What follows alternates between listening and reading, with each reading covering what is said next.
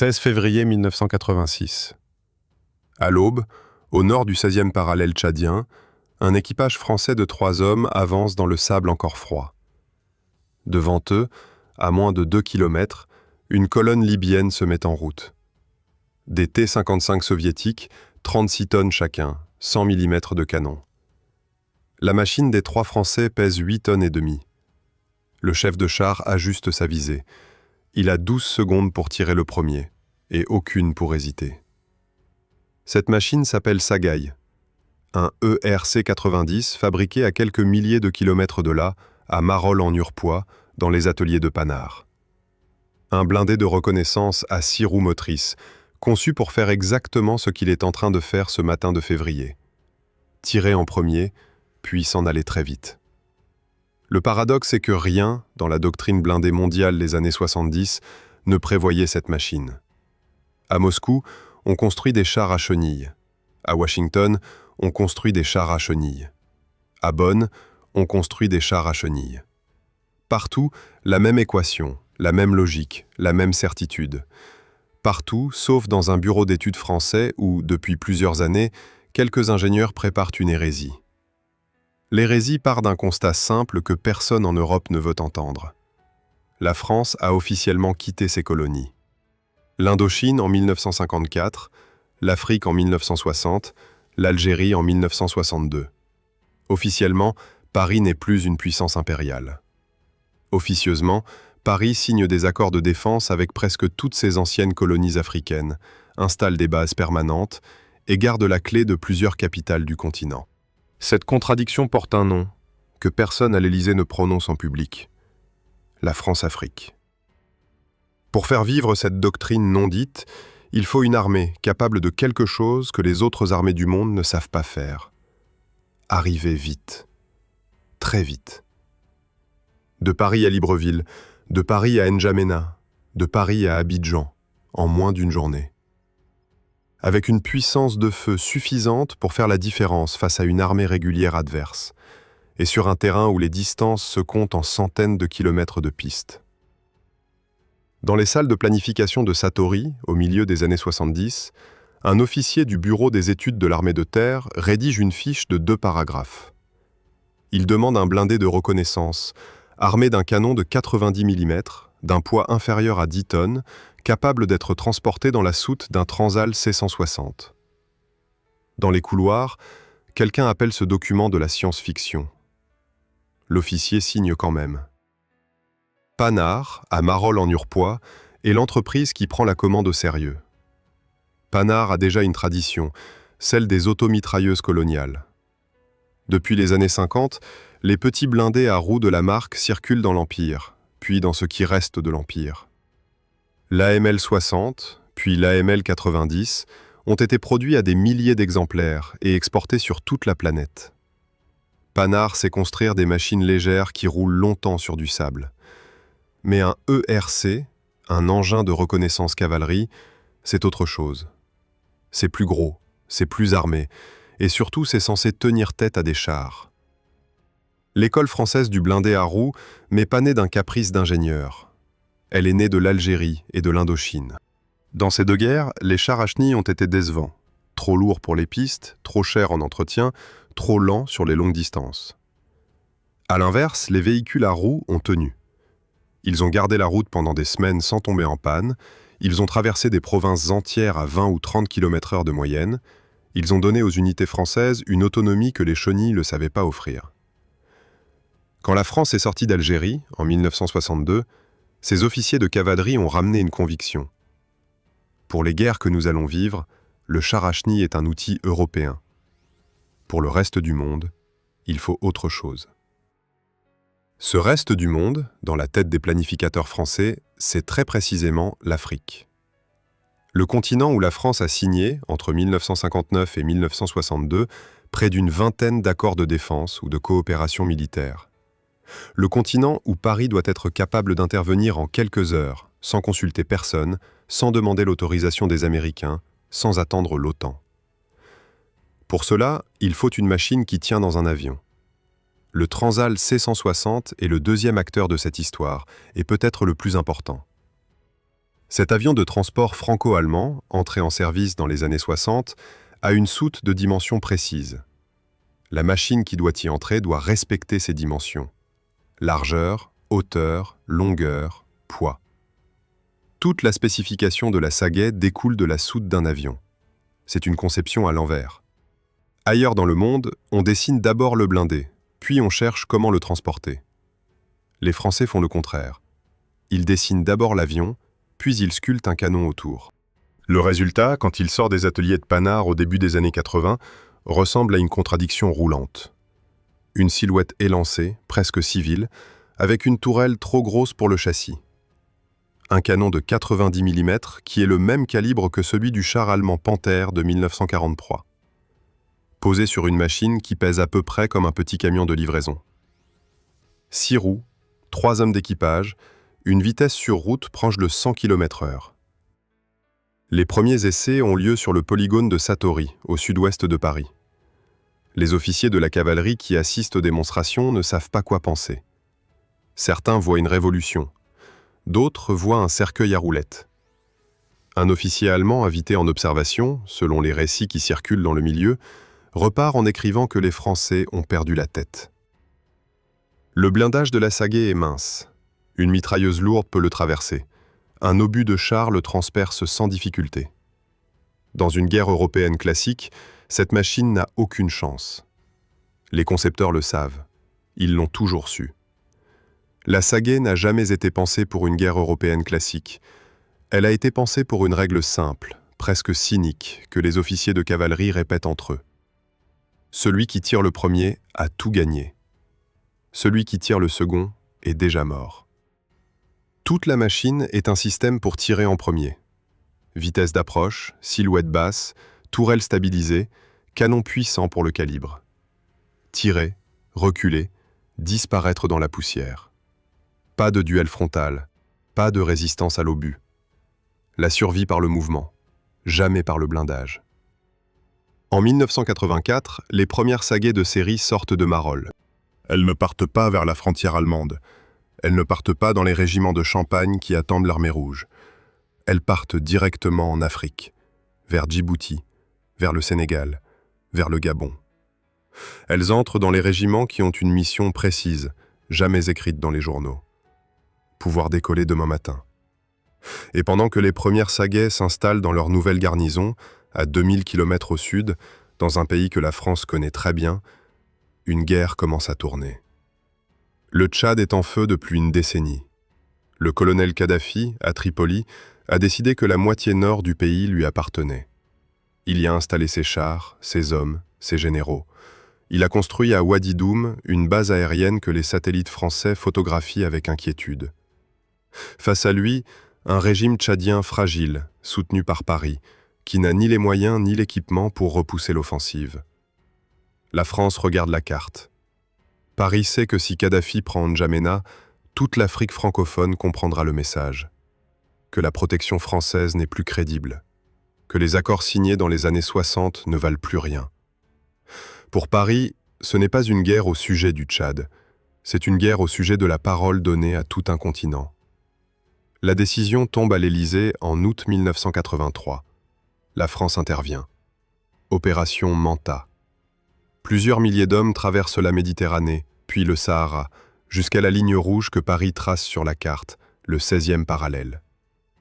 Dans les colonnes qui s'élancent vers le sud, il y a déjà des blindés à roues français. Pas encore la Sagaie en grand nombre, mais ses ancêtres, les AML 90, qui font leur dernier tour de piste avant la relève. La relève arrivera en février 1986, avec l'opération Épervier, qui ouvrira la première vraie guerre de la Sagaie. Une guerre contre une armée équipée par Moscou, dotée de chars modernes, commandée par des officiers formés en Union soviétique. Une guerre où cette machine à roues de 8 tonnes va devoir faire ce pourquoi elle a été construite. Tirer en premier. Contre un char 2 fois plus lourd, dans un pays où, officiellement, la France n'est pas en guerre. Février 1986. À Tripoli, Mouammar Kadhafi réunit son état-major dans un salon du palais de Bab al-Azizia. Sur la table, une carte du Tchad. Le dirigeant libyen pointe du doigt une ligne tracée par les Français, le 16e parallèle, et il sourit. Il vient de décider que cette ligne n'existe pas. Ses troupes vont la franchir. Il ne sait pas encore que, dans les semaines qui suivent, ses chars vont rencontrer une machine qui n'a jamais combattu. La France apprend la décision libyenne par ses services de renseignement. La réaction vient en quelques heures. François Mitterrand, président depuis 5 ans, a déjà ordonné l'opération Manta 2 ans plus tôt. Il ordonne maintenant une opération plus ambitieuse, plus permanente, avec un nom qui annonce l'esprit. Épervier. L'oiseau qui fond sur sa proie depuis le ciel, très vite, sans prévenir. L'opération Épervier démarre le 16 février 1986. Quelques milliers d'hommes, quelques escadrilles de Jaguars, et pour la première fois en nombre, des ERC 90 Sagaie. Les machines sortent des soutes des Transals à N'Djamena, sur une piste où la température au sol dépasse 40 degrés. Les équipages découvrent le Tchad en descendant la rampe arrière de l'avion. Beaucoup n'y ont jamais mis les pieds. Un sous-officier mécanicien, dans les récits qui remontent ensuite à Paris, note dans son carnet que la poussière entre dans la machine avant même le premier kilomètre. Face à eux, l'armée libyenne n'est pas une armée d'Afrique. C'est une armée équipée par l'Union soviétique, dotée de matériel récent, entraînée par des conseillers venus de Moscou, de Berlin-Est, de Damas. Les T-55 qui remontent vers le sud sont des chars de 36 tonnes, avec un canon de 100 mm, capable de détruire à peu près n'importe quel blindé occidental en un seul coup. À côté d'eux, des BMP-1, des véhicules de combat d'infanterie qui pèsent le même poids qu'une Sagaie, mais transportent 7 fantassins en plus de leur équipage. L'équation numérique, sur le papier, est catastrophique pour la France. Le paradoxe, que personne en Europe ne veut voir, est que l'équation numérique n'est pas la bonne. La guerre du Tchad ne se joue pas sur le papier. Elle se joue sur un terrain où les distances sont gigantesques, où l'eau est rare, où l'essence est plus précieuse que les munitions, et où la panne mécanique tue plus sûrement que l'obus. Dans cet environnement, le char soviétique a un défaut massif. Il consomme énormément, tombe en panne souvent, et sa chenille n'aime pas le sable qui s'infiltre partout. La Sagaie, elle, est faite pour le sable. Ses roues tournent, ses filtres résistent, son moteur boit 3 fois moins. Sur 100 km de piste, la différence n'est pas tactique, elle est stratégique. Le premier contact sérieux entre blindés français et blindés libyens, selon les rapports qui ont ensuite circulé dans les écoles militaires, est une affaire d'embuscade. Les équipages français apprennent vite que la frontale est un suicide. Ils adoptent une méthode qui devient très vite la signature de la Sagaie en Afrique.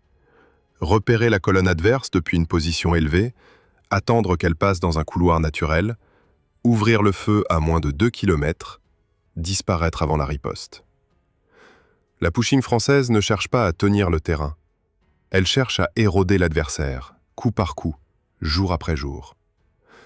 Un capitaine du 1er régiment étranger de cavalerie, en poste à Abéché, décrit à ses supérieurs ce que ses équipages observent sur le terrain. Le T-55 libyen n'est pas un adversaire, c'est une cible. Sa tourelle met plusieurs secondes à pivoter. Son télémètre optique est médiocre. Son équipage, souvent, n'est pas libyen, mais recruté dans toute l'Afrique par Tripoli, sans entraînement approfondi. Face à cela, une Sagaie bien placée, avec un chef de char expérimenté, peut détruire plusieurs chars libyens avant qu'aucun n'ait eu le temps de riposter. La doctrine du tir premier, née dans un bureau à Satori 10 ans plus tôt, fonctionne au-delà des espérances. Une scène, racontée ensuite par les officiers revenus du Tchad, résume l'absurdité du rapport de force. Un escadron de Sagaie, parti en reconnaissance à l'est d'Abéché, tombe sur une position libyenne abandonnée la veille. Les Libyens ont laissé sur place plusieurs T-55 intacts, avec du carburant dans les réservoirs et des obus dans les soutes. La raison n'est pas militaire, elle est logistique. Leurs chars sont tombés en panne les uns après les autres, et la chaîne d'approvisionnement soviétique, longue de 1000 km depuis la frontière, n'a pas suivi. Les équipages ont préféré marcher plutôt que mourir à côté de leurs machines. Les Français récupèrent les chars. Certains finissent exposés à N'Djamena, trophée d'une guerre que Paris ne veut pas nommer guerre. Au Pentagone, les premiers rapports d'attachés militaires arrivent au printemps 1987. Ils sont signés par des officiers américains qui ont passé des semaines avec les unités françaises au Tchad. Leur conclusion surprend leur supérieur à Washington. Ils écrivent que la doctrine française du blindé à roues, considérée depuis des années comme une excentricité nationale, donne en Afrique des résultats supérieurs à ceux que les Américains auraient pu obtenir avec leurs propres moyens. Un de ces rapports, selon des sources ouvertes, évoque le rapport coût-efficacité de la Sagaie en termes qui auraient fait sourire 10 ans plus tôt. La machine française coûte environ 10 fois moins cher qu'un char M1 Abrams, et dans ce théâtre précis, elle accomplit sa mission. L'événement qui scelle l'issue de la guerre du Tchad n'est pas un combat de blindés français. C'est la bataille de Wadi Doum, en mars 1987.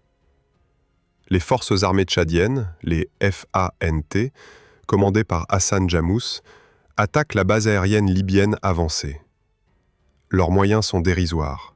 Des Toyota équipés de canons sans recul, des lance-missiles Milan fournis par Paris, quelques centaines de combattants du Nord, rompus à la guerre du désert. En 3 jours, ils prennent la base, capturent des dizaines d'avions au sol, font plusieurs milliers de prisonniers. La Libye perd, selon les estimations occidentales, l'équivalent de plusieurs milliards de dollars de matériel. Sa guerre du Tchad est terminée. La Sagaie, dans cette bataille, n'est pas en première ligne. Elle est à N'Djamena, prête à intervenir si Kadhafi décide de riposter en franchissant à nouveau le 16e parallèle.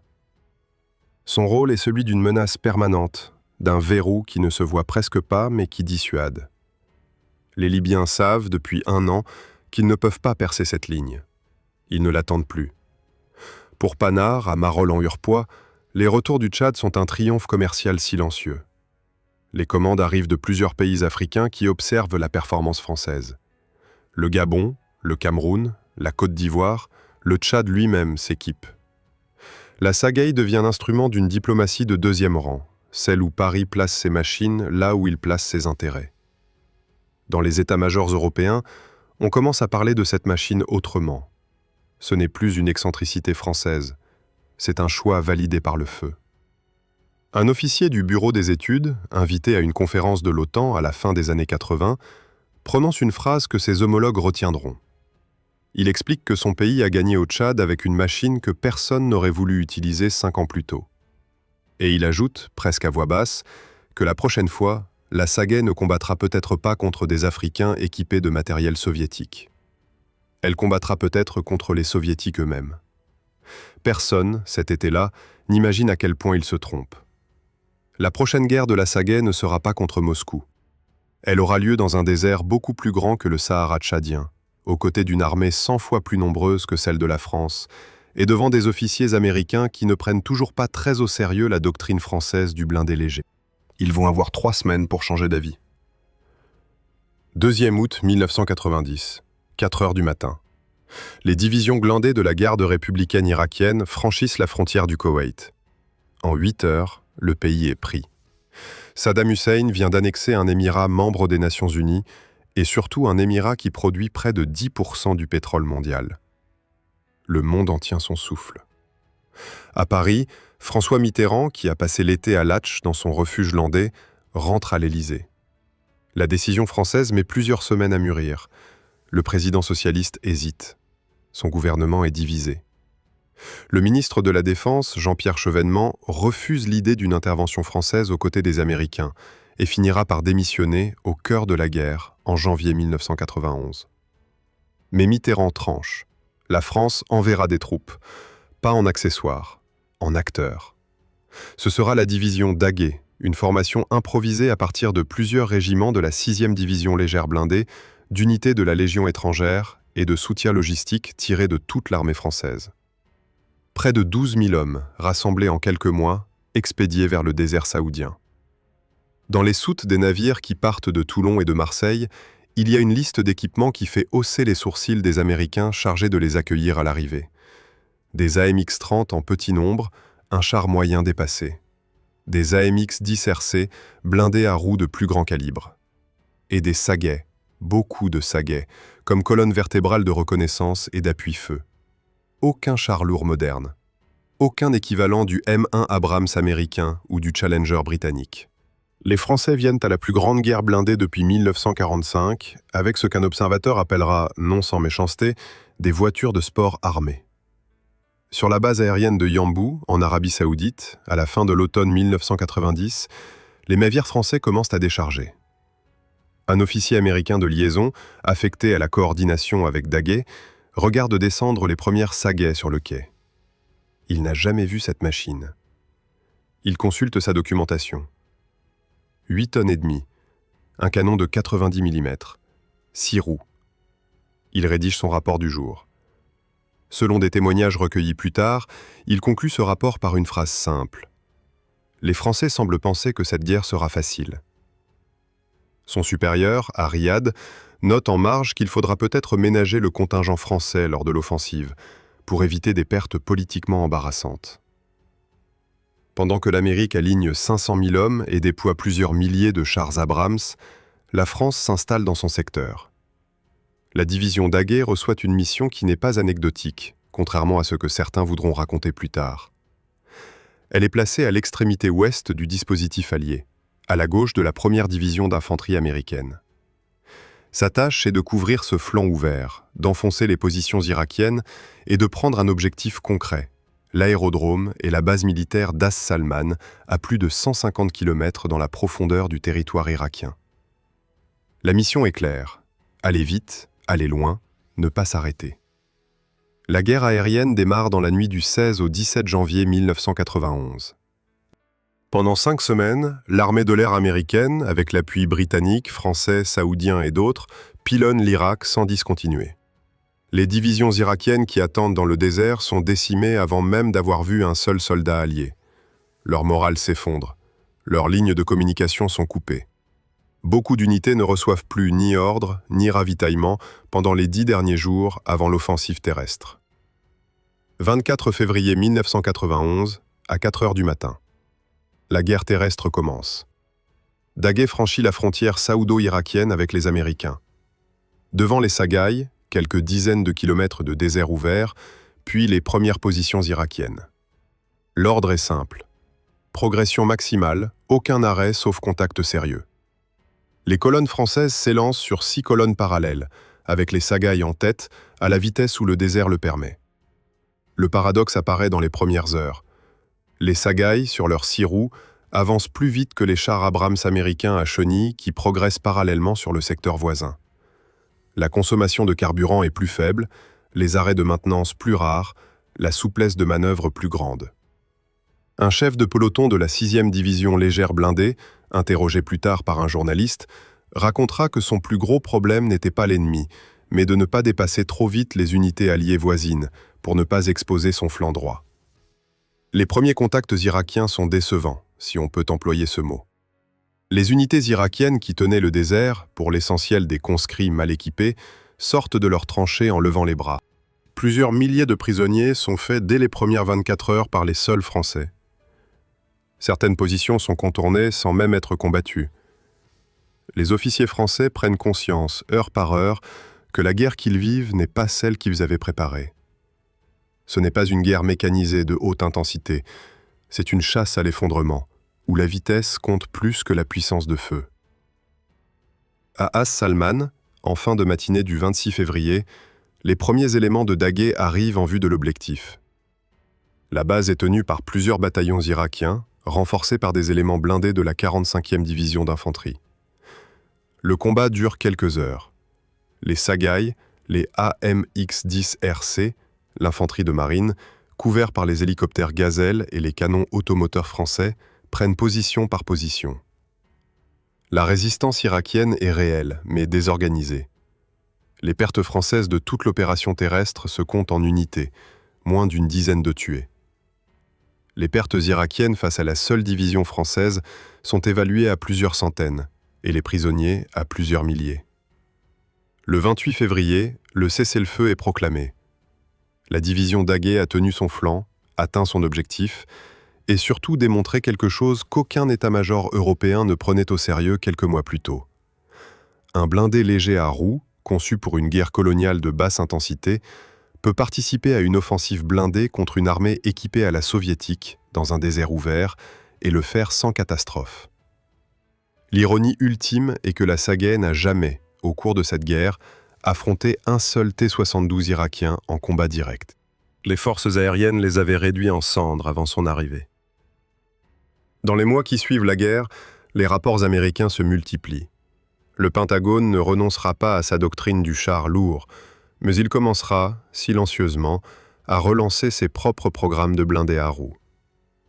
15 ans plus tard, le Stryker américain aura une silhouette que les ingénieurs de Marolles en Hurpois trouveront étrangement familière. Panard, à l'abri du succès tchadien puis du succès koweïtien, pense que son heure de gloire durera encore longtemps. La maison française croit que la Sagaie roulera 30 ans de plus dans les sables chauds, au service d'une politique étrangère qui ne changera pas. La maison française se trompe. En avril 1994, dans un petit pays d'Afrique centrale que personne à Marolles n'a jamais situé précisément sur une carte, un président va mourir dans son avion. Et avec lui, quelque chose de beaucoup plus grand que la carrière d'un blindé. 6 avril 1994, 20h25, heure locale. Un Falcon 50 présidentiel descend vers la piste de Kigali. À bord, 2 chefs d'État africains. Juvenal Habyarimana, président du Rwanda depuis 21 ans, rentre de Dar es Salaam, où il vient de signer des accords de paix avec les Tutsis de l'opposition. À ses côtés, Cyprien Ntaryamira, président du Burundi voisin. Au sol, à quelques centaines de mètres de la piste, quelqu'un tire 2 missiles sol-air. L'avion explose en vol. Les 2 présidents meurent. En quelques heures, à Kigali et dans tout le pays, commencent les massacres qui dureront 100 jours. À Paris, la nouvelle arrive dans la nuit. Le Rwanda n'est pas une colonie française, ne l'a jamais été. C'est un ancien mandat belge. Mais depuis 1975, la France a signé avec Kigali des accords de coopération militaire. Elle a formé son armée, vendu des armes à son régime, envoyé des instructeurs. Quand le Front patriotique rwandais, le SPR, mouvement armé Tutsi soutenu depuis l'Ouganda, a lancé son offensive en octobre 1990, la France a réagi vite. L'opération Noroi a envoyé plusieurs centaines de soldats français défendre Kigali. Elle a duré jusqu'en décembre 1993. 6 mois plus tôt, le silence de la France pendant les premières semaines du génocide est un silence politique. François Mitterrand, affaibli par la cohabitation avec Éluard Balladur et par la maladie, ne donne pas d'instructions claires. Alain Juppé, ministre des Affaires étrangères, évoque le premier le mot de génocide en mai. Les massacres sont déjà en cours depuis plus d'1 mois. Les Nations Unies, de leur côté, viennent de réduire leur contingent sur place à une poignée d'hommes après la mort de 10 casques bleus belges. Le monde regarde ailleurs. Les États-Unis, traumatisés par leur échec somalien 6 mois plus tôt, refusent d'intervenir. À la mi-juin, Paris décide de faire quelque chose. Le 22 juin 1994, le Conseil de sécurité de l'ONU adopte la résolution 929 qui autorise une opération française humanitaire sous mandat international pour une durée limitée à 2 mois. Elle s'appellera Turquoise. L'objectif officiel est de protéger les populations civiles menacées dans le sud-ouest du pays. L'objectif non dit, dans les couloirs de l'Élysée, est plus complexe. Sauver ce qui peut être sauvé de l'influence française dans la région, alors que le FPR avance sur Kigali et que le régime Hutu s'effondre. Parmi les équipements envoyés vers le Rwanda, via le Zaïre voisin, figurent des Sagaie. Elles arrivent à Goma, ville frontalière du Kivu, par pont aérien, dans les soutes des Transal C-160 qui se posent les uns après les autres sur la piste encombrée. Quelques jours plus tard, elles franchissent la frontière rwandaise et roulent sur des routes de montagne que leurs concepteurs n'avaient jamais envisagées. Ni désert, ni savane, ni piste de latérite droite. Des routes sinueuses, boueuses, bordées de collines cultivées où la visibilité ne dépasse parfois pas 50 mètres. Un officier français qui commande une colonne de Sagaie sur la route entre Gisenyi et Kibuye, selon des témoignages recueillis ensuite, décrit ce qu'il voit. Des villages vides, des églises dont les portes sont ouvertes, des champs dans lesquels personne ne travaille. Et parfois, au bord de la route, des choses qu'aucun entraînement ne prépare à voir. La machine dans laquelle il se trouve a été conçue pour affronter une colonne libyenne de T-55. Elle est parfaitement inutile face à ce qu'ils traversent. Le paradoxe est cruel. La Sagaie, dans Turquoise, est une machine militaire dans une situation qui n'est plus une guerre au sens où ses concepteurs l'entendaient. Les génocidaires ne circulent pas en char. Ils portent des machettes et quelques fusils. Les victimes sont déjà mortes, pour la plupart, avant l'arrivée des Français. Quand les soldats français installent leur zone humanitaire sûre dans le sud-ouest, à partir du 5 juillet, ils protègent effectivement des vies, des dizaines de milliers de Rwandais, Hutus et Tutsis, qui fuient les combats entre l'ancienne armée en déroute et le FPR victorieux. Mais ils protègent aussi, sans toujours le savoir, ou parfois en le sachant, des colonnes de miliciens Hutus, les Interahamwe, et des cadres de l'armée rwandaise qui fuient vers le Zaïre avec leurs armes et leurs archives. La question qui hantera la France pendant 3 décennies, et qui n'est toujours pas complètement refermée, est celle-ci. Turquoise a-t-elle sauvé des vies ou permis aux bourreaux de s'échapper? La réponse honnête, validée par plusieurs commissions d'enquête, dont le rapport Duclerc, remis en mars 2021, est qu'elle a fait les deux. Elle a sauvé des milliers de civils.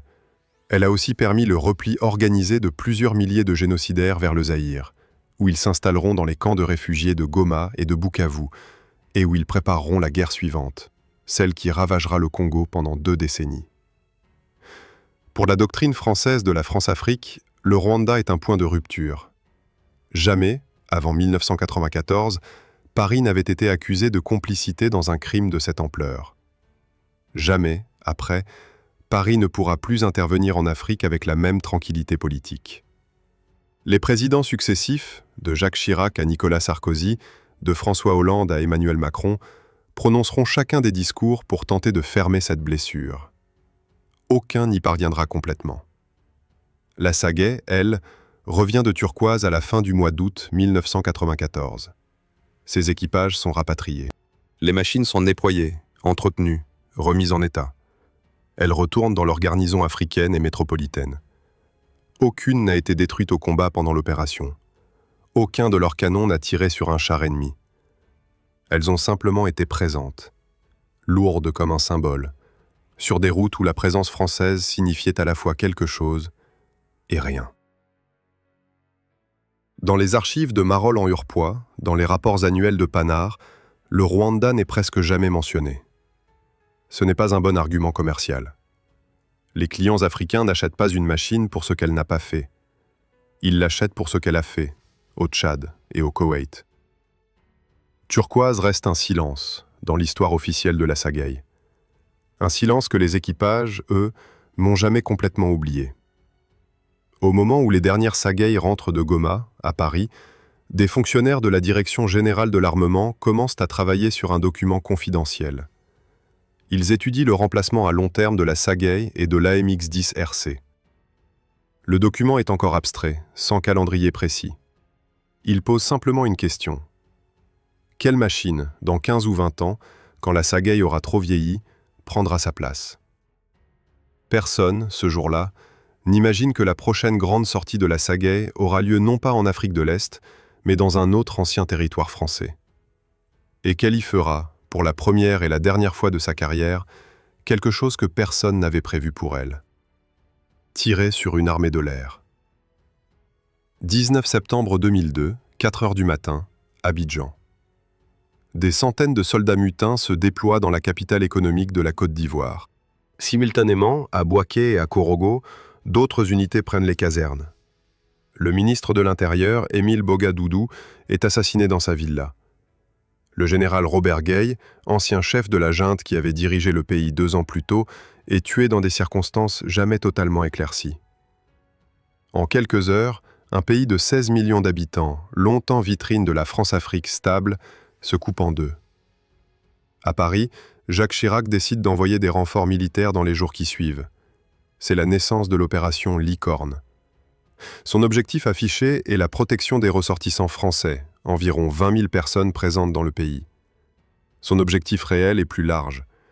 Maintenir une présence française lourde dans un pays où 20 000 intérêts économiques français se concentrent autour du port d'Abidjan et des plantations de cacao. Parmi les équipements déployés, naturellement, figurent des Sagaie. La machine entre dans sa 20e année de service. Ses équipages sont désormais les fils de ceux qui avaient combattu au Tchad. Les officiers qui la commandent en Côte d'Ivoire ont grandi en entendant parler d'éperviers et de daguets comme de légendes. Ils ne savent pas encore que leur propre opération produira une scène dont la Sagaie sera l'actrice centrale et qui restera dans les annales de l'armée française comme l'un des incidents les plus étranges de son histoire post-coloniale. 6 novembre 2004, 13 heures environ.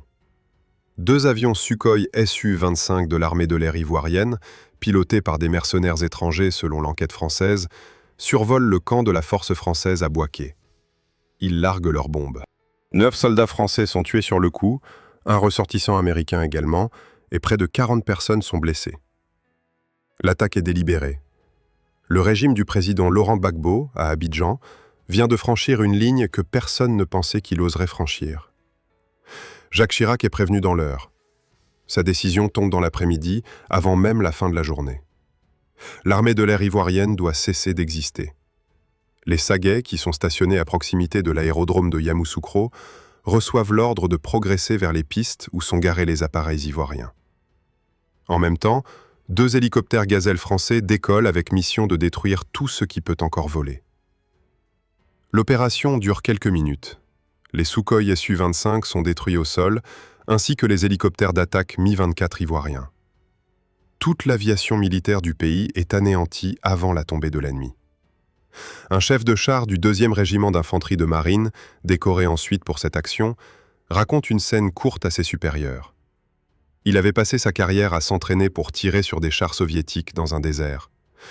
Il venait de tirer sur des avions à réaction alignés sur une piste tropicale, à quelques centaines de mètres, avec une Pushing de 90 mm conçue en 1970. L'ironie ne lui échappait pas. La Sagaie, dans cette journée de novembre 2004, venait d'accomplir une mission pour laquelle elle n'avait jamais été pensée, et elle l'avait accomplie parfaitement. Les années qui suivent sont plus discrètes. Licorne s'installe dans la durée. Les Sagaie patrouillent, protègent, escortent. Elles roulent à Abidjan, à San Pedro, à Bouaké. Elles vieillissent.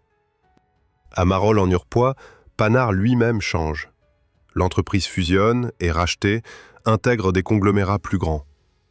En 2012, Panard est absorbé par Renault Trucks Défense, qui devient ensuite Arcus. Le nom de Panard disparaît de la façade de l'usine en 2015. La marque qui a construit la Sagaie, qui a construit l'automitrailleuse depuis les années 20, n'existe plus en tant que telle. Un siècle d'histoire industrielle française s'éteint dans un communiqué de presse. La Sagaie, elle, tient encore. Plusieurs dizaines d'exemplaires circulent au Tchad, au Gabon, au Cameroun, en Côte d'Ivoire. L'armée française, de son côté, commence à préparer sa succession. Le programme Scorpion, lancé officiellement en 2014, prévoit le remplacement progressif de l'AMX-10 RC et de l'ERC 90 Sagaie par un nouvel engin de reconnaissance et de combat, le Jaguar. 25 tonnes. Un canon de 40 mm à tir rapide couplé à des missiles anti-chars MMP. Un système électronique en réseau qui connecte chaque engin à tous les autres. C'est une machine d'une génération différente, pensée pour une guerre différente, dans un monde où les drones, les missiles anti-chars portables et la guerre électronique ont changé toutes les règles. Le Jaguar entre en service à partir de 2022. La Sagaie sort progressivement. Les derniers exemplaires français sont retirés du service actif au cours des années 2020, sans cérémonie particulière. Aucun défilé, aucun discours présidentiel. La machine qui avait accompagné la politique africaine de la France pendant 40 ans s'en va comme elle était venue, sans bruit. Dans un hangar d'un camp militaire au Gabon, un mécanicien africain âgé change une durite sur un moteur dont il connaît chaque vis. La Sagaie qu'il entretient a été livrée aux forces gabonaises dans les années 90. Elle a déjà servi 3 générations d'équipage. Il sait qu'elle roulera encore quelques années, peut-être une décennie. Ensuite, un jour, elle s'arrêtera. Et ce jour-là, quelque chose s'arrêtera avec elle, qui dépassera largement la carrière d'un blindé. Toute une époque de la relation entre la France et l'Afrique, celle où un Transal pouvait partir le matin de Creil et déposer un canon à 90 mm dans la cour d'un ancien palais colonial, cette époque-là sera définitivement refermée. Le mécanicien sort du hangar, regarde le ciel gabonais. Un soleil écrasant, un silence moteur. La prochaine génération ne saura peut-être pas, en voyant passer un Jaguar dans la poussière de Libreville, qu'avant lui, une autre machine, plus légère, plus simple, plus française d'une certaine manière, avait roulé sur ces mêmes routes pendant 40 ans. Elle ne le saura pas, parce que personne ne le lui aura raconté. Alors à vous de le raconter. Si cette histoire vous a appris quelque chose que vous ne saviez pas, laissez un pouce bleu sous cette vidéo, cela aide énormément la chaîne. Et répondez-moi dans les commentaires. Selon vous, la France-Afrique militaire s'est-elle terminée avec la Sagaie ou continue-t-elle sous une autre forme avec le Jaguar? Abonnez-vous pour ne pas manquer les prochains épisodes, parce que la semaine prochaine, nous ouvrons un dossier que personne n'ose raconter sincèrement. Celui d'un char soviétique devenu la légende d'une armée qui l'avait humilié 3 fois avant de lui rendre hommage.